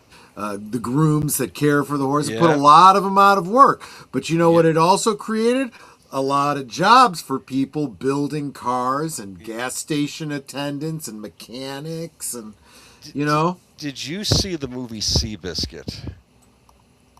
I did not. I recommend that you should that might be one for a future watch party, because Seabiscuit is brilliant because it shows what you're talking about. It shows like the horse wrangler, his trainer, and then the first automobile comes riding down the road. And of course, and then you see this man who was working in a factory, and he wants to start his own. He wants to own his own business, so he opens up a bike shop. And then some guy rides his automobile in the front, and he says, "This is the guy who owns the show is played by Jeff Bridges," and he says, "Can you fix this?" And he's getting no customers at his bike shop. Yeah, I can fix this. And of course, you look at him and you're like, he's never seen a car before. And the whole thing is dissected, taken apart in his store. And he's like looking at it, and I'm like, oh, he's really screwed. And then suddenly something clicks in his brain. He starts putting the whole thing back together again. He not only fixes it, but he makes it run better. And this is the man that started Chrysler. Wow. There you go. Yeah. And it shows how some people took advantage of the changing times and rose with it, and other people were put out of work. And of course, the horse wrangler guy eventually ends up working for Jeff Bridges, and he's the one that trains because he wants to get into horse racing with Seabiscuit, and that's when he gets the guy to run his stables. And it's just interesting because it shows the changing times, and then everybody gets hit when the Great Depression hits, and then it shows that. And it's a fascinating movie because it shows that progression in the beginning of it, and it's well done. Yeah. It just goes what you were saying about. Yep. But I just thought this was wow. So this is of course a lone person, but people are not happy, and frankly, the AI companies, frankly, I don't trust them, because I think that AI can do some things well, and I think some of the stuff it's claiming it can do, it can't do. Right. And I think this is like the .com bubble, where everyone thinks they're going to be the Amazon or you don't need Amazon to get your pet supplies. You got pets.com, and then nobody goes to pets.com, and it's like... Exactly. Well, and the same thing with Toys R Us. A big part of the reason Toys R Us went out of business is because people started buying things online and not going to the brick and mortar store. And if you did go to the brick and mortar store, you didn't get the customer service you were expecting. They couldn't even interact with the computer to tell them if another store had the damn thing. So you were like, F it, I'll just get it online, and that's how they went out of business. Let's see, the first cars ran on alcohol. That's interesting. Ford created the first engine ran on gasoline 1 year later, Prohibition. Oh, that's interesting. Okay. Yeah. They made a point that the Chrysler guy said when he saw the car, he's like, this is like a miniature locomotive. That's how he saw it, what he saw it as. Yeah. But yeah, moving on though. Not to throw shade at the MAGA crowd, but this was in the New York Post, which is not a left-wing paper either. Oh, yeah. They got snookered, and this is just a messed up article. This was a hard one to get a picture of, but because I'm going to show you the outtakes for this one. It's funny later, but This is just, why is everything online fake? See, I'm going to say something for those listening in. If Troy and I are live streaming, we're not AI. At least not yet. Well, maybe that day is coming, but I can confirm that Troy is not AI. Yes, there you go. Exactly. Top MAGA influencer revealed to be AI, created by a guy in India who made a mint off of lonely men online. I would imagine, yeah. Now, I'm going to say this. I joke when it comes to Sophia and other things. Do you think that people over here never thought that this was something you could do, that people, that my fellow Americans haven't? We just chose not to do this because, you don't go there. Here's the problem. Here's the problem with this particular technology. On the one hand, it's easy to fool people. On another hand, there are people that want to be fooled. There are people that go, I know it's AI, I don't care. Just saying. Yeah, I know that, but I feel like Bring on the robot girlfriends is what a lot of people are oh saying. man, it's just okay. A comely MAGA influencer. What is comely? Is that 1800? Attractive. Okay, that's 1800s for hot. Okay, all right. Yeah. A comely MAGA influencer who racked up millions of followers with patriotic content of her posing in a bikini while ice fishing, drinking Coors Light, and shooting guns has been unmasked. And as an Indian man who put himself through med school on the proceeds of his trickery, Sam, that's not his real name, a 22-year-old orthopedic surgeon in training, told Wired that he got the idea of selling AI-generated images of a young woman in a bikini while scrounging for money in school and tried to save up enough to emigrate to the United States after graduation.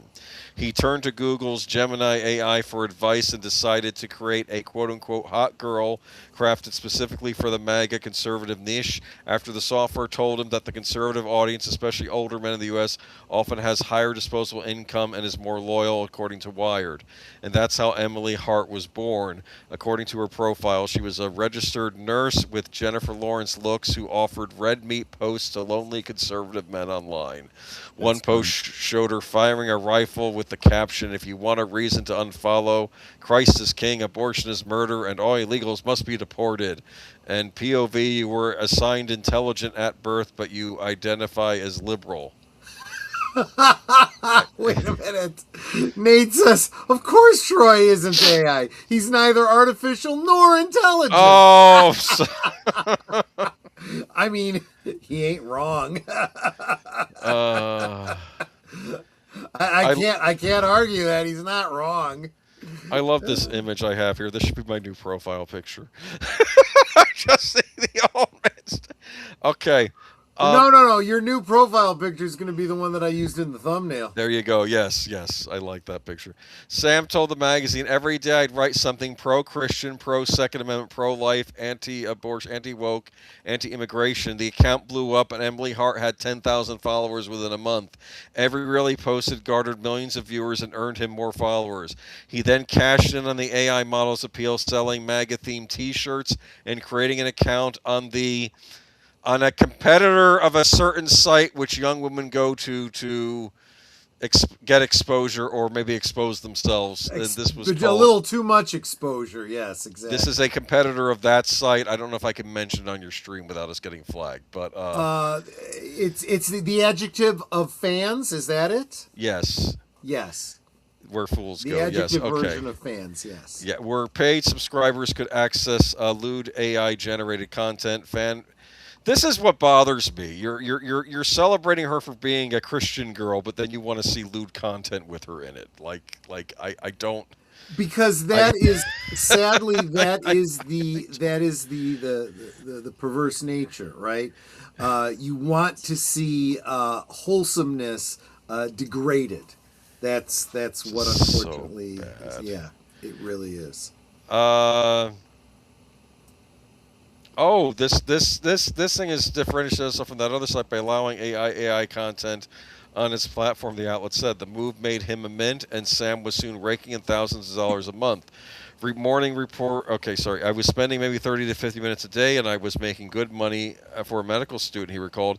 In India, even in professional jobs, you can't make this kind of money. I haven't seen any easier way to make money online.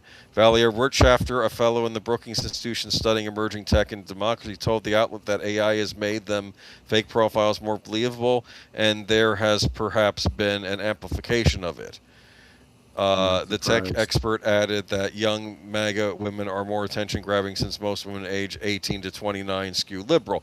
That's an interesting point, that it's all about the rarity, too. But despite MAGA fans making him rich, he still looks down on them, calling them super dumb. Of course you are. He said he has attempted to make liberal counterpart for Hart on Instagram, but Democrats know that it's AI slop, so they don't emerge as much. Well, as I said before, liberals have been caught, but they get caught by more political stuff than this sort of stuff. The MAGA crowd he really says some nasty things.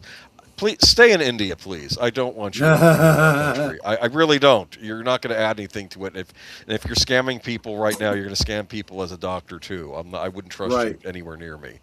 But and let me explain something to you. I know he thinks that he's so clever. You had to use Gemini to tell you what to do. You couldn't even come up with this on your own. And don't think that I haven't thought of this sort of thing too. That you could create fake profiles and fake women and you could get money out of lonely men. I choose not to do it, as I'm sure many of us have thought of. Right, this I would idea. just feel You dirty. just don't doing scam that. people like that. You don't do it. Remember, integrity is what you would do if you knew you would absolutely get away with it. Yes. Because the fact is, integrity is about how you feel about yourself. It doesn't matter if I'll never get caught. Yeah. You know, I couldn't live with myself, you know. We all know what you're referring to. Moving along, I don't know what to say. I got to be careful, man. But anyway, Right. Well, I would know. But I was even thinking that, let's face facts. If you're a cute girl on YouTube, that's half the battle. Okay, and you can get garnering just that way.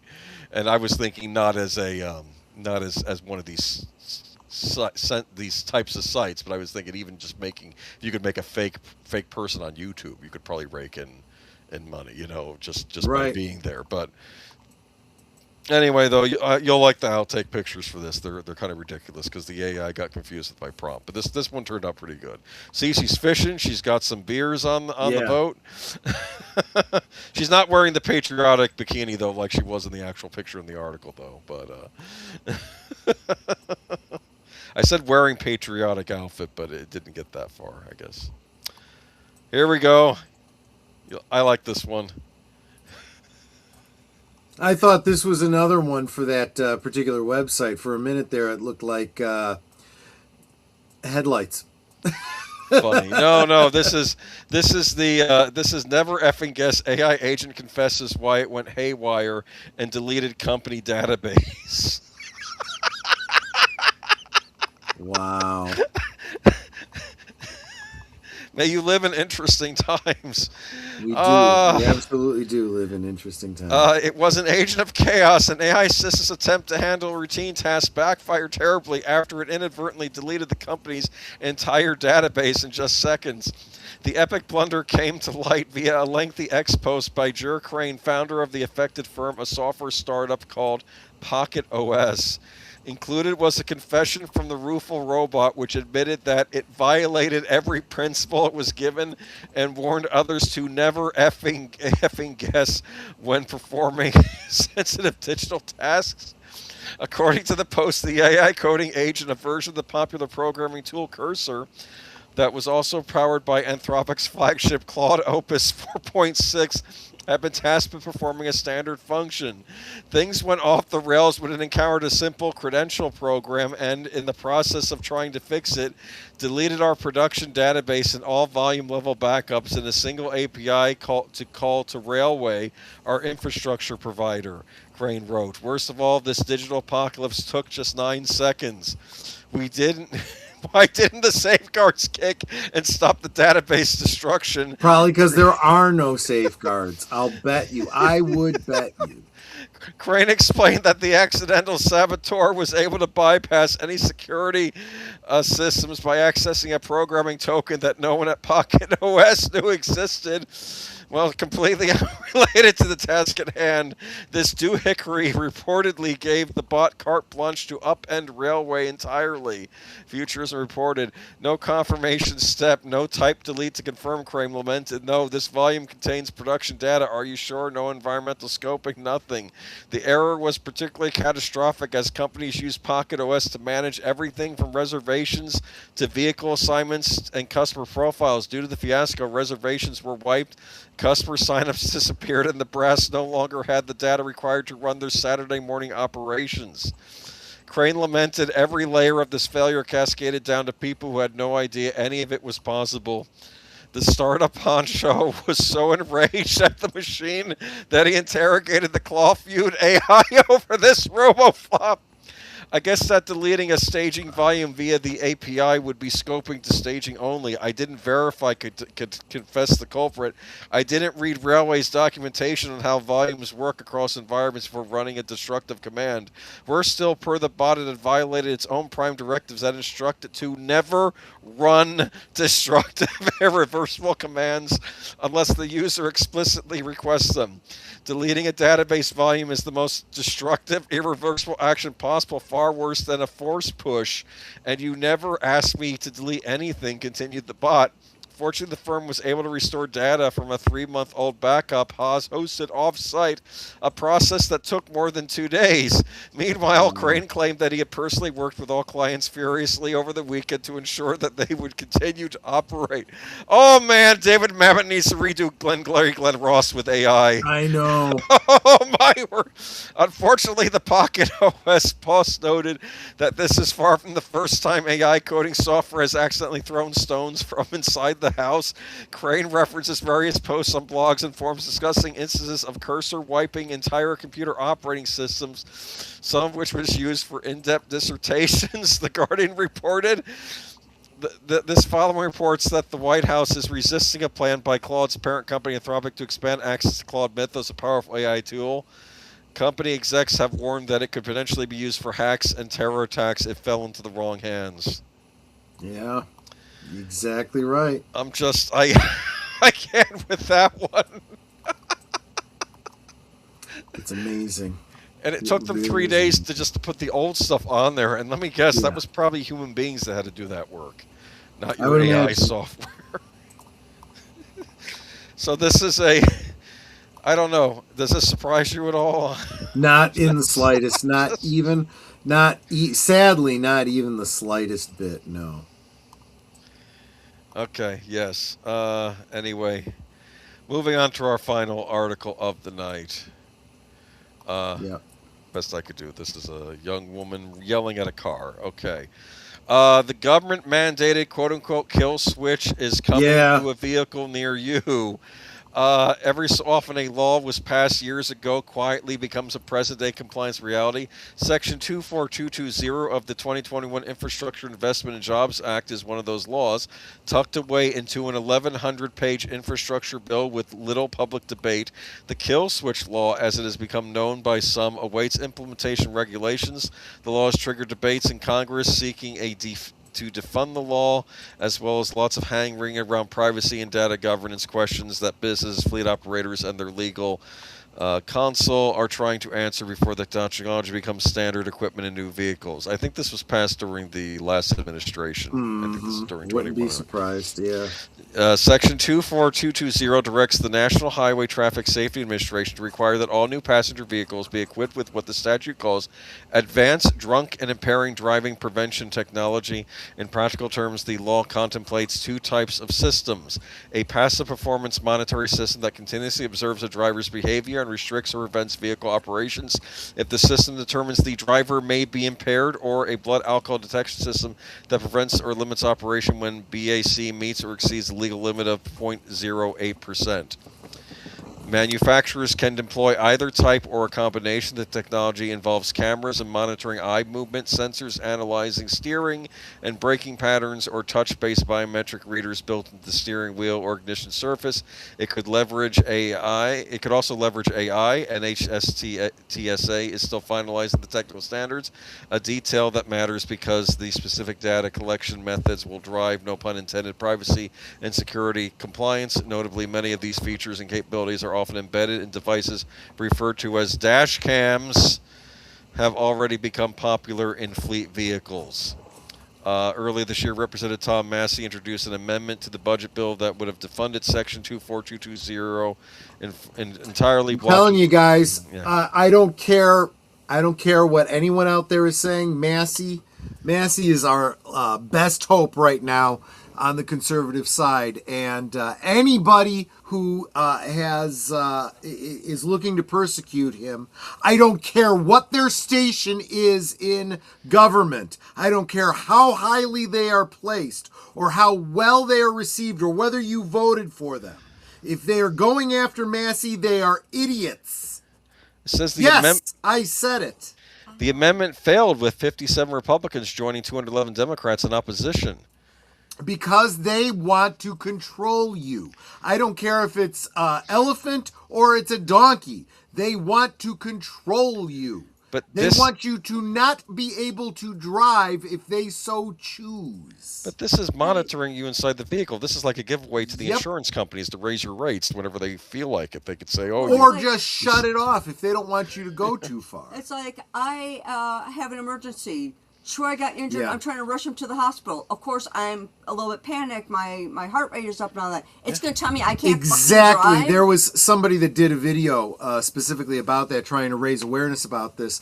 A mother and a son. The son is the driver, getting into his sport utility vehicle, trying to get out of the way of a tornado. They're out in the middle of a field. There is no shelter. They've got to get away.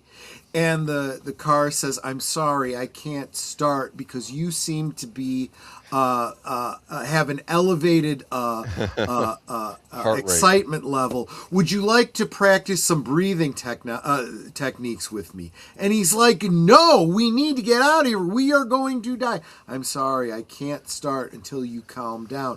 And I'm like, this is the kind of stupidity that we are putting in our places. Look, guys, pay attention. If you see this coming down the pike and your next car is going to have that, don't sell your car.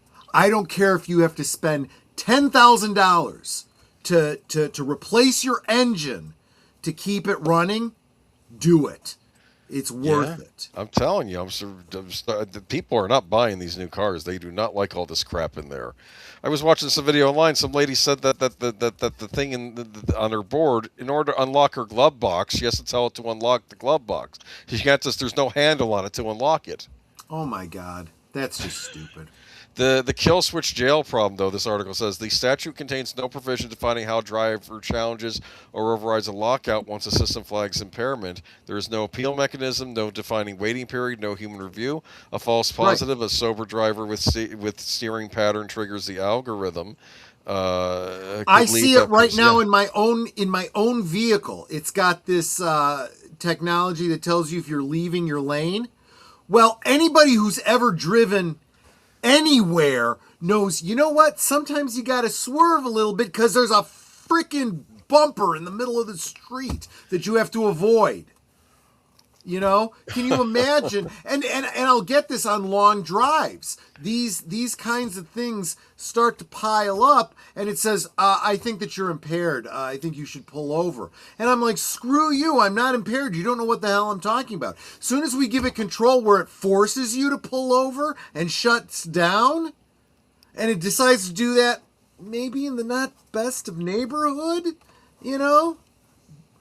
Oh, you know what this means. Yes. You know what that means. Yes. Shimmy left, shimmy right, party fuck is dancing tonight. Hearts go popping out his bum, wiggle, wiggle, here they come. Come. Cute as can be with a fluffy tail sway, spreading love in the silliest way. Farty fox, you're the best. Boop, boop, boop, you're simply the cutest mess. Yeah. You know, thank you. You and she's over here dancing at her computer, and I'm like, dude, you just made my wife's evening. Well, thank you so much. That is cuter really than Fox McCloud. Party fox. Well, yeah. No, tune in Sunday for Yeah, we'll talk more I'm about sorry that on Sunday. that people are talking about the new designs for the Star true. Fox characters. Anyway, though, but yeah, here we go. So this is a nightmare. This never should have passed. I bet nobody. I don't know. Well, here's the thing. People are up in arms about, oh, this is unfair, and screaming and yelling. Folks, you have so much power, and you're not using it. First, don't buy the new damn car. Will not do Tell it. the companies, go F themselves. Spend more money on taking care of your car and repairing your car, and tell them, screw it, I'm not buying a new car as long as you're putting this stuff in. And find out who your representative is that voted for this, and vote them the F out. Vote in primaries, people. Not enough of you are voting in primaries. I got to see how my Florida people did in this, because you think that they would be against it, but not necessarily. They could be getting kickbacks from the insurance companies. I don't know. We'll see. I'll give them the benefit of the doubt. We find out how they voted on this. Don't It's give them the ridiculous. benefit of the doubt. I'll Find out. find out. I'll find out. Exactly. Yes. But that's ridiculous, though. But yeah. But I just thought this was a nightmare. I imagine someone's in an emergency situation, the car shuts off, and they end up it's a disaster, because the water's Yeah. rushing. And I imagine it'll talk to you like in Hal. What is it? Hal 9000's voice from Yeah. I 2001. can't do that, Dave. Well, fine. We're all gonna effing die because you can't do that. Oh well, good news. The driver's dead, but we were able to save the onboard computer. We can stick it in another car. Just God forbid. can this decade end already? Please. Just okay. Please. And oh wait, there we go. And that's my closing image of the robot, and it's got its tentacles and Getting everything. ready to be turned on. Yeah, exactly. Just I what thought we that was a need. good way to end it. And then, of course, this will be to be continued because I'm sure we're not done with AI yet. No, in fact, we're not even done with this. Let's take a look at some of your AI attempts that didn't quite turn out. Yeah, I did this because this was I felt it was too many images because one of them I had real trouble with.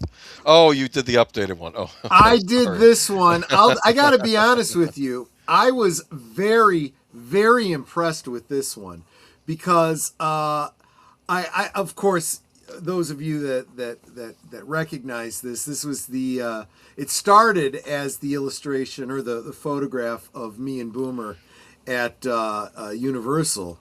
A Yes. couple months, was it last month or the Yes. month before? And I plugged it into Grok and I said, what I need you to do is take this picture. I need you to idealize the physique on these two men, but I want you to also make sure that it has that kind of uncanny valley AI-ness, because that's part of what I'm trying to illustrate. And I thought this was so amazing because it really does look realistic. If you didn't know who it was or what the context of this picture was, you would think it was two gym bros, posing for a picture. It got our shirts exactly right as we were wearing them. Honestly, the hat and the face looks like me on my, 18-year-old body, to be honest with apparently you. in this image, Boomer's cold because I could see his nipples. Yes, exactly right. Exactly right. Well, he's from Florida. It was a little, it was like in the 60s that There day, you so go. it was comfortable for me, but he was cold, see? The pants are different, but to be fair, they go well with the shirt. Yeah, exactly. In fact, I was looking at this going, should I leave it Photoshop alone. to make Yeah, and your because my boots- boots should be black. That's why I was just thinking your boots should have been black. But yeah, it looks good. I have Timberlands. I should try those out. There you go. Okay, cool. No, but definitely now I know what to shoot for. But look at that. I mean, that really is my face on that fake body, though. I like it. Kinda- I like it. But we got the right number of fingers and everything, so And that's the bod type that Troy is working towards. yeah. That's future goals. Future goals. When I say get healthy. We're doing really well though with this protein diet. I said I've lost 9 pounds in the last 2 months. It's the alcohol that holds me back. It's like Troy's also lost a bunch of weight. So yeah, we're doing well. But yeah, so this is a perfect example of AI, and even though I told it, to go, make sure it has that uncanniness to it. I'm looking at this going, this is actually still too good. Out of context, someone would think this was an untouched real picture. Maybe. All right. You want to see the first outtake? Yeah, go for it. All right. Typical. Just evil. I type evil AI. These are getting pretty standard. That's why I Yeah. want the one that look like the painting. I feel like I've seen this one before. Yeah. And here we go. We have this is the first of the brain one. It actually got the first person shooter right on the Yeah. computer, but it's just it's a person. So and that's another one. Same thing. First Yeah. person shooter. This one is even better with the first person shooter, but yeah. Almost went with this one, even though it's nothing to do with the game. That's a cool brain image. I like that actually. That's a nice. It's pretty nice cool. image. Yeah. His neurons are firing. That's It does yeah, kind of. It does kind of say artificial intelligence, doesn't it? Yeah, it's like in Iron Man 3 when he was mapping the brains, and you could see the Right. brain, the villain. More of the creeper by the computer, but of course I thought the cops looked too similar to each other, so it's kind of weird. I see what you're And saying. then we have a couple lady cops there, and this is the AI reporter stirring up the crowd, which didn't really make a lot of sense. Okay. I wouldn't know it was supposed to be a reporter from Yeah. that. So yeah, I wouldn't know this same there. either. So yeah, let's just know. And I don't even know why it did That's this. uncomfortable. That's a little bit uncomfortable. What is this? Yeah. It's like a female chic. I don't know what that's supposed to be in a robot outfit. There's a lot of potential problems with this picture. No idea what the AI was thinking there. Okay, so let's move on. More Gen Z kids by the computers. I mean, this one could have worked too, but yeah, it's pretty generic-y, but yeah, it works.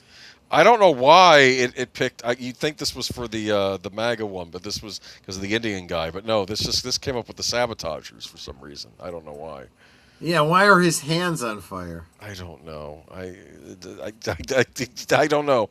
This was supposed to be the angry man in front of a mansion, and it's like, no, that doesn't work because Altman wouldn't live in We that need style something mansion. more than just a little gruff or just annoyed. Well, they wouldn't. It kept rejecting all my prompts, and then I finally Yeah. this angry man in front of mansion, and then it just. But this doesn't look like a California style fancy house. That's why I didn't go with them. But yeah. So moving on to. Yeah. See, it's all just. Okay. Angry demon at the computer? What the heck was this one for? I don't know. Oh, this was for the sabotage. The AI's deleting the files, I think. Oh, yeah. Which doesn't make any sense or something. Look at that. Or no, was that for Gen Z? I don't know. I don't know. Okay. And this, of course, is the vehicles. The car fear being people. shut down. I had so much trouble with this one. It's would like imagine. it couldn't, like, it can't even see the people in that picture. This was Right. kind of funny. It's an actual computer, a giant computer on top of the car. I don't know why. it did Right. that. Okay, so let's not go there. There we go. It doesn't do. I don't. The guy screaming in the rain, that's not bad, but it still doesn't issue. And then I was like, just have him yelling outside the car. I mean, that one's all right. It's middle of nowhere, but it doesn't give the I mean, impression. yeah, that shows the potential consequences. And that little pod on the top, yeah, kind of Almost went gets with across that the one. computer thing. Almost Yeah, I went can with see that that. one. But and there we go. That's another one. That's like the car attacking her, which doesn't make any sense. Yeah, yeah. Okay, that's a yawn. Okay, moving on. The other double yawn. Enraged driver. I almost wanted that one, but again, the car is still moving, so it doesn't. Right, right. right. It's another guy yelling, and also you notice how what is it? The dashboard is on the right instead of in front of him. What's up with that? That makes zero sense. Yeah, exactly. That's an AI mistake. There's another one with the steering wheel on the side. That's why I couldn't use these. It doesn't make any sense. I will say this about Grok: at least you can point out a problem with the picture, and it'll go back in and refine it. Yeah. Okay. And that's the ladies on the outside. Cars are moving, so that's not good. Yeah. And that one I could have probably used. That's not a bad one. Okay. I can kind of see that one too. And holy cow! What's happening there? Your Is she guess is as being good hit as by the mine. car? Your guess is as good as mine. I didn't know why I came up with that. Yikes! I don't throw these out because I realize it still costs computing power to make these, so I just don't want to throw them out. So that's why I do the outtakes. And that's another evil AI image I decided to throw it at the end. Okay, and that's it. That's Oh all. my gosh! Oh my gosh! So yeah, they're the outtakes. So what are we doing next week, Boomer? Oh, well, on Sunday, you will join me and Soul Netter for Geeky Geezers. We'll be talking about... I had to kind of dig up some stories today because I'm like, it still seemed light. So I found that they're doing a Popeye the Slayer Man 2. Of course they are. And if they made a profit, they got to make a sequel. And they're doing a Pinocchio horror movie set in the Pooey-verse. Why not? Why not? Apparently, there's another extended cut of Gremlins that was premiered in L.A., like a longer cut, which I'm kind of curious about. Oh, interesting. And kind of like that Batman Forever thing that got loose. I'm waiting for Warner Brothers to shut it down, probably, because, they don't. So just giving us what we want. Right. And I'm trying to think. And some gaming stuff. Nintendo's in the news again for raising the price of the Switch 2. They're giving us warning about it at least, so it'll start in September. Because as usual, the investors are who they please now. It's not the customer base. That's where we are now with these companies. That's the problem. It's probably the same thing with Hasbro. I don't know. It's just it's the shareholders and not the customers. But if you don't please the customers, then the shares aren't going to go up, right? Exactly, and We'll see. It, I don't it know. all comes to a screeching halt. Tuesday night, those of you joining me for the Adventures of Sherlock Holmes, the conclusion of the Hound of the Baskervilles, and of course you guys saw the promo, so you know everything that's coming up for the rest of the week. So, any last thoughts? Any last words before we shut this thing down and get to bed? Farty Fox! Farty Fox, you're the best. Farty Fox kind of cheered us up a little. Yeah, a after little that bit. Horrible kill switch article. Okay. I'll tell you. That's the worst one out of all of them was the kill switch. I think that really makes me angry. But And the fact is- that I have less problem with the AI aspect to it, so much as I do that we have people in Congress saying, "Yeah, that sounds like a good idea to us." yeah. You people need to lose your jobs. You should not be representing this country. You shouldn't. But anyway, Yeah. as long as their friends in tech, make money, so that they can kick it back to them and they enrich themselves. That's all they really care about. So, but anyway.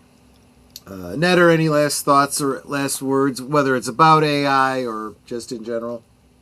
You guys are all Osmo. I want to thank y'all for being here and being so encouraging. The way you guys interact with us, it's not like you're in a chat. It's like we're all together in the Hanging same out room. at a bar, drinking together. That's the way it's Exactly, supposed to be. That's the whole idea behind the stream. Yeah. And I said, you guys are Osmo. And thank you again, Nate, for my Farty Fox. There you go. And Boomer, last thoughts, last words, or we'll wrap this up. Watch what you find. Watch what you find in those AI searches. It may not be real. Check your sources. That's all I'm going to say. Check your sources. That's where I'm going to leave it. Believe nothing you see online. Verify everything. Make sure it's peer reviewed. Oh wait. Before you forward something, double check to see if you can find any confirmation about it. I'm seeing way too many things where someone says, Trump said this, Trump did that. Snopes is your friend. Not even Snopes. Don't even go that far. Just see if you can find another news article out there somewhere. Because invariably it's not out there. And you go, I want it to be true, but it's not. I don't see it anywhere. It's just not true. But anyway, I want to thank every single one of you for coming and hanging out with us, starting your weekend with us. I hope you have a wonderful weekend, whatever it is you have planned. Even if you have to work this weekend, I hope it is a wonderful weekend for you. I want you all to take care of yourselves, be healthy, get and stay as healthy as you possibly can. Hydrate. It's so important to your health. Drink responsibly. Do as I say, not as I do. And until next time, I'll see you on the next one, everyone. Take care. Where's the outro? There we go. Good night, ladies. Good night, sir. Hit it, sweetheart.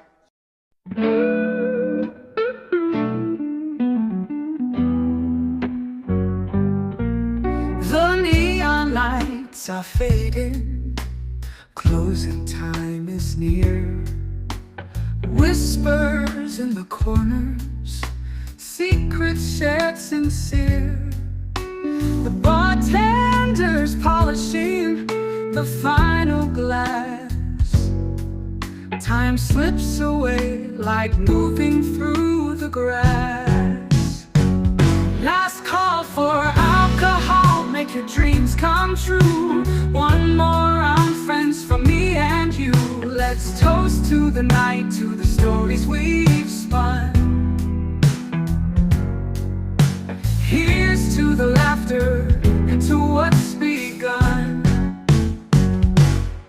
shadows are dancing as we linger still.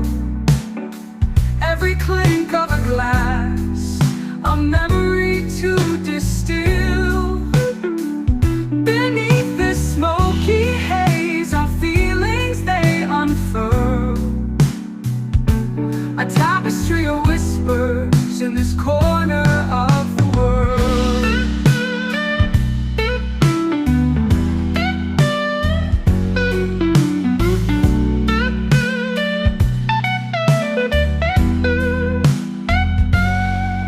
The jukebox serenades us with a final tune, crooning to the lonely and the lovers under the moon. With every soft note, the end draws ever near.